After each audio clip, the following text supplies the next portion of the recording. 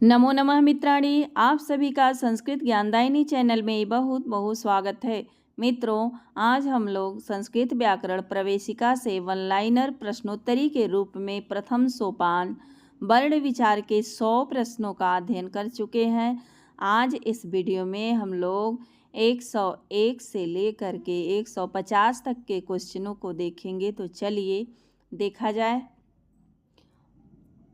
आज हम लोग वर्णों के उच्चारण स्थान को देखेंगे। तो है अकूह विसर्जनीय नाम कंठ। अकूह विसर्जनीय नाम कंठ यानी कि अ आ विसर्ग और क ख ग घ घ तथा ह का उच्चारण स्थान क्या कहलाता है? तो कंठ कहा जाता है। ईचु यसा नाम तालु। ई य और छ छ झ तथा तालब्दी श का उच्चारण स्थान तालु है। अगला क्वेश्चन है रेटु रषाणाम मूर्धा।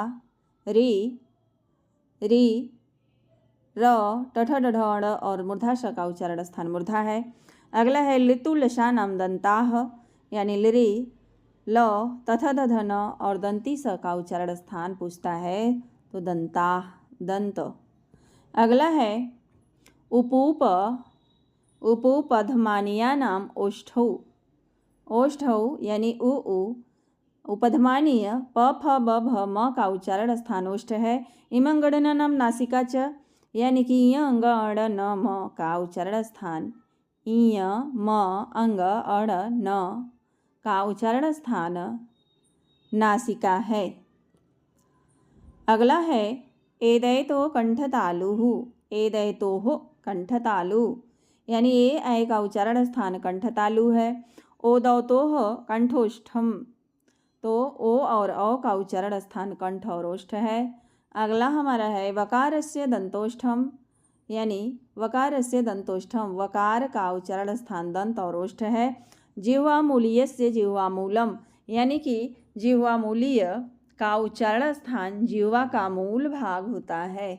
अगला क्वेश्चन है अनुस्वारस्य नासिका च माने अनुस्वार का उच्चारण स्थान नासिका होता है।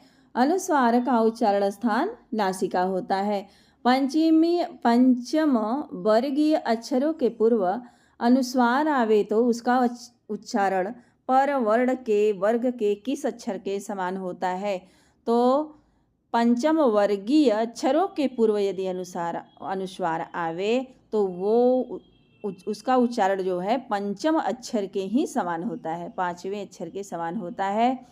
अगला क्वेश्चन हमारा है कि अनुस्वार के बाद पंचम वर्गीय अक्षरों में से अन्य कोई वर्ण आवे तो अनुस्वार का उच्चारण स्थान स्वरित के समान होता है। किसके समान?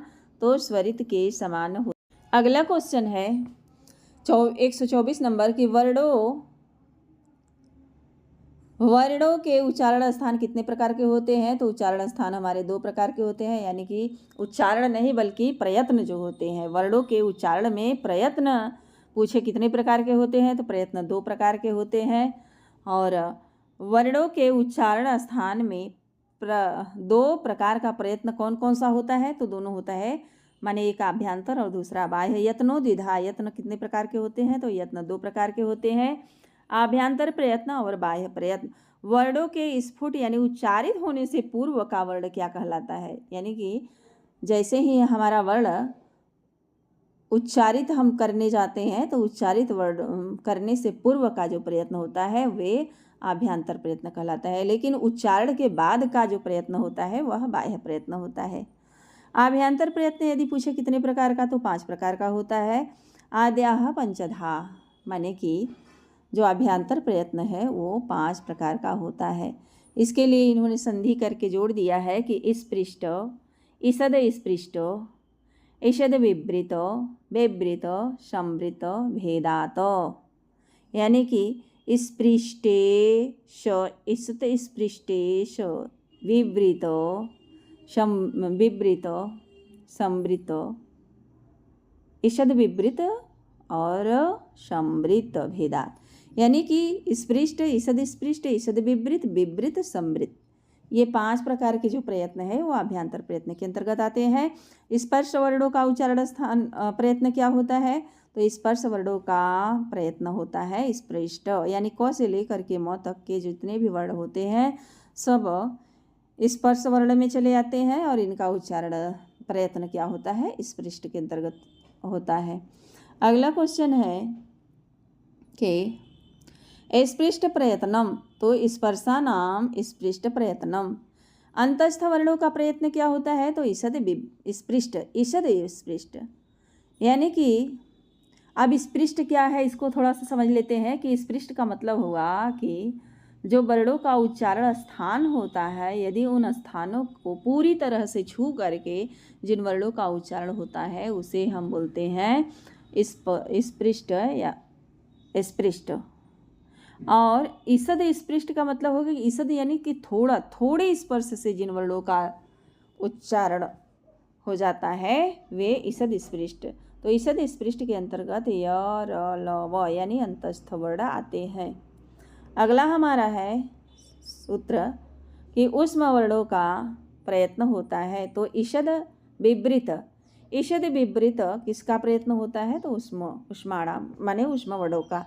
स्वरों का प्रयत्न क्या होता है? तो जितने भी स्वर हैं सभी विवृत के अंतर्गत आते हैं, विवृत स्वराणाम। अगला क्वेश्चन हमारा है कि ह्रस्व अ का प्रयोग में प्रयत्न होता है। ह्रस्व का प्रयोग में प्रयत्न होता है तो संवृत होता है, और ह्रस्वस्य वर्णस्य प्रयोगे तो संवृतम। ह्रस्व वर्ण का प्रयोग संवृत होता है। यदि पूछे कि प्रयोग से रहित ह्रस्व अ का, अर्थात कहने का मतलब प्रक्रिया दशा में यदि पूछे कि ह्रस्व अ का प्रयत्न क्या होता है तो आप बताएंगे विवृत, संवृत और विवृत होता है। अगला क्वेश्चन हमारा है कि यदि प्रक्रिया दशा में पूछे तो हम विवृत बताएंगे, लेकिन यही कहता है कि साधारण अवस्था में, उच्चारण अवस्था में या प्रयोग सिद्धि की अवस्था में अ का प्रयत्न क्या होता है? तो संवृत होता है। केवल प्रक्रिया दशा में विवृत होता है। बाह्य प्रयत्न कितने प्रकार के माने जाते हैं? तो बाह्य प्रयत्न हमारे होते हैं 11। कितने होते हैं? 11। बाह्य प्रयत्न स्व एकादशाधा सधा, यानी कि बाह्य प्रयत्न तु एकादश धा। बाह्य प्रयत्न 11 होते हैं। अब कौन कौन से 11 होते हैं देखते हैं। विवार, संवार, श्वास, नाद, घोष, अघोष, अल्पप्राण, महाप्राण, उदात्त, अनुदात्त, स्वरित चेती, यानी कि विवार, संवार, नाद, घोष, अघोष, महाप्राण, अल्पप्राण, अनुदात्त, उदात्त, अनुदात्त और स्वरित, ये क्या है? बाह्य प्रयत्न है। वर्णों के समय मुख खोलने को क्या कहा जाता है? जब हम उच्चारण करते हैं तो उसको हम विवार बोलते हैं। मुख खोलने को क्या कहते हैं उच्चारण करते समय? तो विवार। जिन वर्णों के उच्चारण करते समय मुख खुलता है वे प्रयत्न क्या कहे जाते हैं? विवार कहे जाते हैं। वर्णों के समय मुख के विकास न होने को क्या कहा जाता है? यानी कि जो विकास नहीं होता यानी कम खुलता है तो उसे हम संवार बोलते हैं। अगला है कि जिन वर्णों के उच्चारण के समय श्वास चलता है उनका प्रयत्न क्या होता है? तो श्वास।